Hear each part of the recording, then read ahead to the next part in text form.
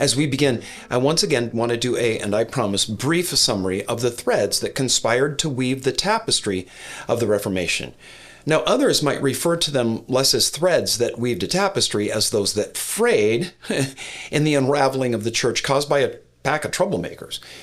I'm compelled to do all of this summarizing because of the massive sea change that's coming in our study and the need to understand that it wasn't just some malcontents that woke up one day and decided to bail on an otherwise healthy church.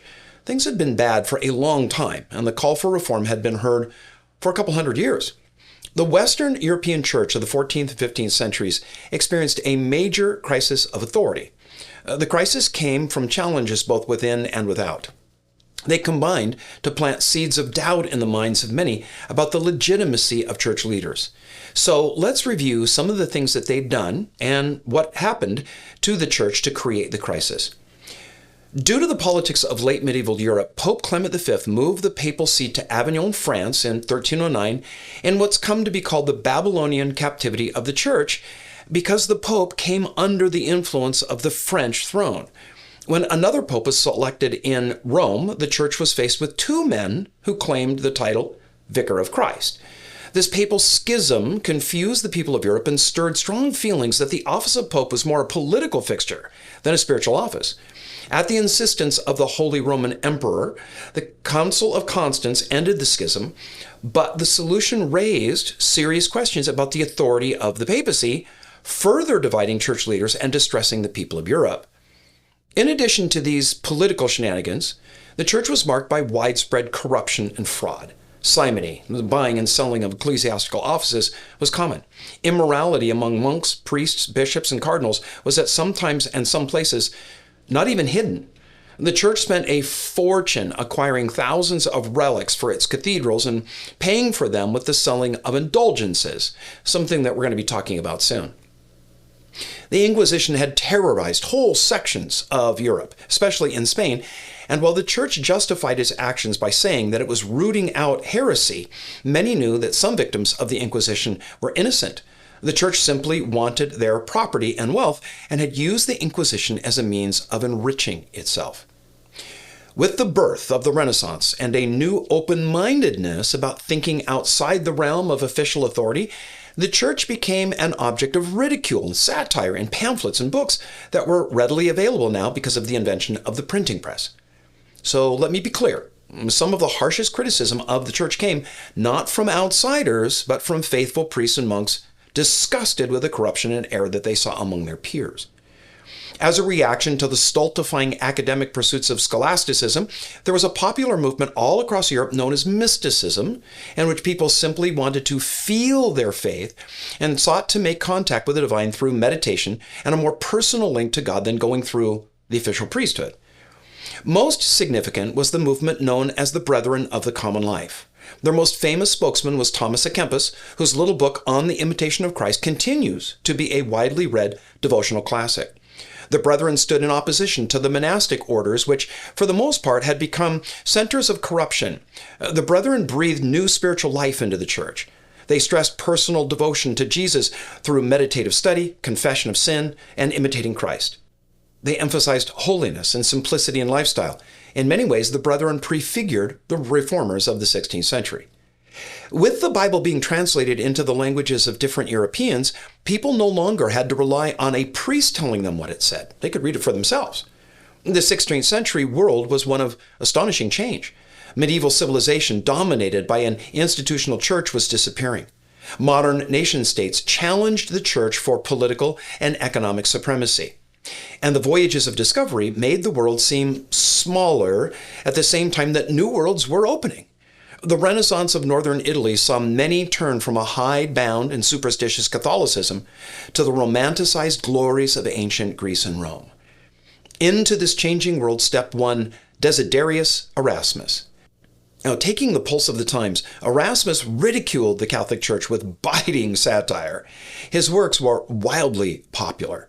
In his most famous, Praise of Folly, written in 1509, Erasmus took jabs at the church's immorality, corruption, and decadence. He ridiculed such superstitions as fanatical devotion to relics, stories of bleeding communion bread, and the cult of the saints. In another work, he depicted St. Peter railing against Pope Julius II for his luxurious and opulent lifestyle and military conquest.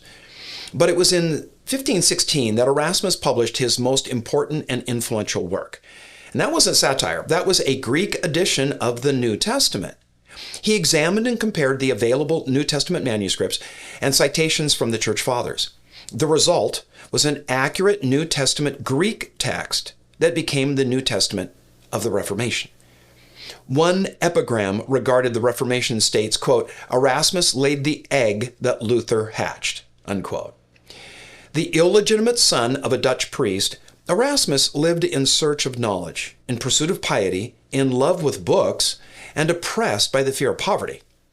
Along the way, his writings and scholarship started a theological earthquake that didn't stop until European Christendom was torn in two. Born in Rotterdam, orphaned by the plague, Erasmus was sent from the school of St. Labuns, which taught classical learning and the humanities, to a school run by the Brethren of the Common Life. There he learned an emphasis on a personal relationship with God, but he detested the strict rules of monastic life and intolerant theologians. They intended to teach humility, he later recalled, by breaking the students' spirits. Being poor with no prospects, Erasmus joined the Augustinians. He wanted to travel, gain some academic elbow room, and leave behind the, as he called them, barbarians who discouraged him from classical studies. As soon as he was ordained a priest in 1492, he became secretary to the Bishop of Cambrai, who sent him to Paris to study theology. And he hated it there too. The dorms stank of urine, the food was atrocious, studies mechanical, and the discipline brutal. So he began a career in writing and traveling. That took him to most of the countries of Europe. Though his health was often poor, Erasmus was driven by a desire to seek out the best theologians of his day. On a trip to England in 1499, he complained of bad beer, the uncouth nature of the English, the terrible weather, but he met Thomas More, who became a friend for life. On that same trip, he heard John Colet teach from the scriptures, not just quote from the commentaries that he'd studied in Paris. Colet, who later became dean of St. Paul's, encouraged Erasmus to become a primitive theologian, that is, someone who studied Scripture like the Church Fathers, not like the argumentative scholastics who dominated theology for the last 100 years. So Erasmus devoted himself to learning the Koine, common Greek, in which the New Testament was written. The result was his most significant work, an edition of the New Testament in original Greek, published in 1516. Now, accompanying this new Greek text of the New Testament were his study notes, as well as his own Latin translation, correcting over 600 errors in Jerome's Vulgate. Two of the most noteworthy praises of Erasmus's work came from Pope Leo X and from a German monk named Martin Luther, who a year later launched the Reformation. Before that turning point, however, which would eventually consume Erasmus, he became famous for his other writings. There were plenty of them to be famous for. By the 1530s, some 15% of all the books were written by Erasmus. Historians refer to Erasmus as a humanist, but that label has a very different meaning than it does today. A humanist in the 15th century referred to someone who studied the humanities, the social sciences, language, history, art, and other subjects concerned with culture and society. But Erasmus was too brilliant a mind to simply study the humanities. He felt an obligation to better society with what he had learned. And so he wrote to confront and correct the errors that he felt had crept into the church, an institution that he knew had by far the biggest influence in shaping culture. He found that he had great skill in the use of satire to make his point, and people enjoyed reading his books and his tracts. Those books brought him fame, as did his Greek New Testament.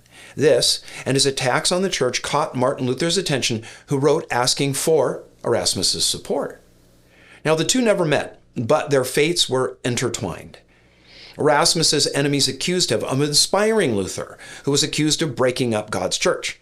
Erasmus found much he liked in Luther's writings, describing him to Pope Leo X as a, quote, mighty trumpet of gospel truth, unquote. At the same time, he privately told his printer to stop printing Luther's writings because he didn't want his own efforts to be identified with Luther's. For 4 years, Erasmus pleaded for moderation on both sides of the divide that Luther's work had caused. When pressed, he sided with the Pope. But still, he hated the bickering and the intolerance on both sides, saying, quote, "I detest dissension because it goes both against the teachings of Christ and against a secret inclination of nature. I doubt that either side in the dispute can be suppressed without grave loss. It is clear that many of the reforms for which Luther calls are urgently needed," unquote. His mediating position satisfied neither side. He said, quote, "My only wish is that now that I am old, I may be allowed to enjoy the results of my efforts, but both sides reproach me and seek to coerce me. Some claim that since I do not attack Luther, I agree with him, while the Lutherans declare that I am a coward who has forsaken the gospel," unquote. Indeed, Luther attacked him as a Moses who would die in the wilderness without entering the promised land, and the Roman Church banned his writings.